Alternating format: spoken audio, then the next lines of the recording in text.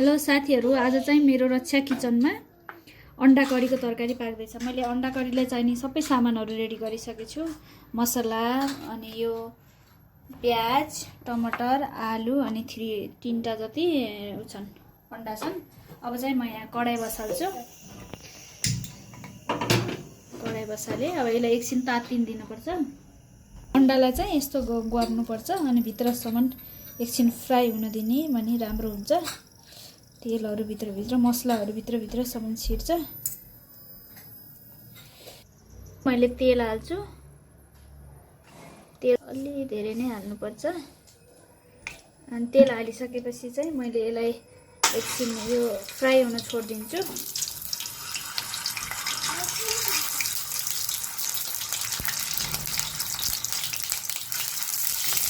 अनि चाहिँ खाना खानु चाहिँ थोरै छ नि, त्यही भएर म तीनटा मात्रै अंडा लिए।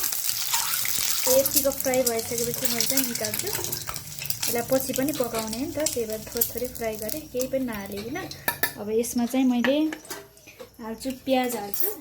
पहिला सुकेको खुर्सानी अनि सँगसँगै प्याज पनि हालेँ। प्याज चाहिँ मैले अलिक धेरै दिएको, कम हालेँ।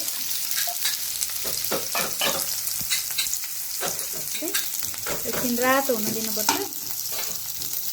रातो हुन्जरी यसलाई छोड्दिउँ। प्याज चाहिँ अलि रातो हुन लाग्छ। यो चाहिँ एकदम सिम्पल, छिटो र मिठो तरकारी हो। ढिलो भएको बेलामा कुनै अफिसबाट आएको टाइममा हजुरहरूले बनाउन सक्नुहुन्छ।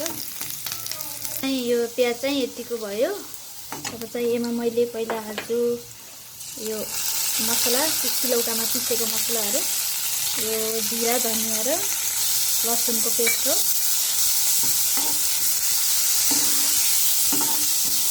यसमा टमाटर पनि सँगसँगै पाक्न दिन्छु।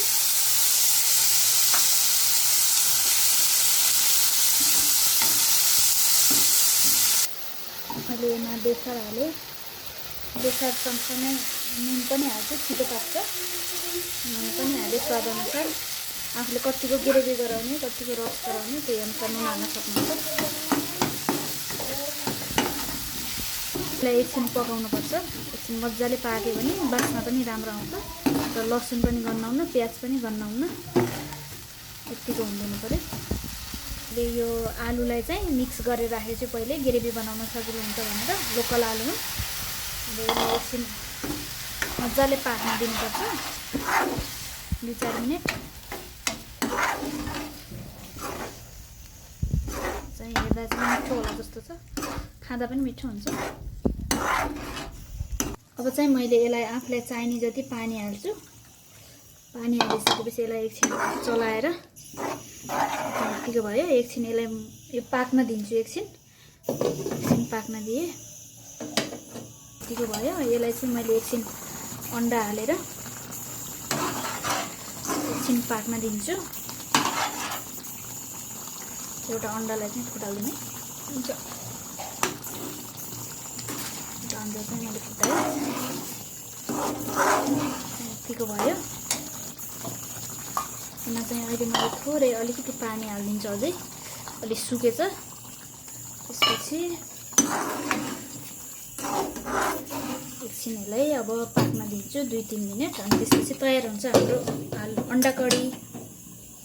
मैले बनाएको अंडा करीको तरकारी यतिको भयो। अब चाहिँ मैले बन्द गरिदिएँ, पाक्यो। अब चाहिँ हाम्रो खाना यता भात बसालेको छु। खानामा यो अंडा करी र यो भात मात्रै बनेको छ।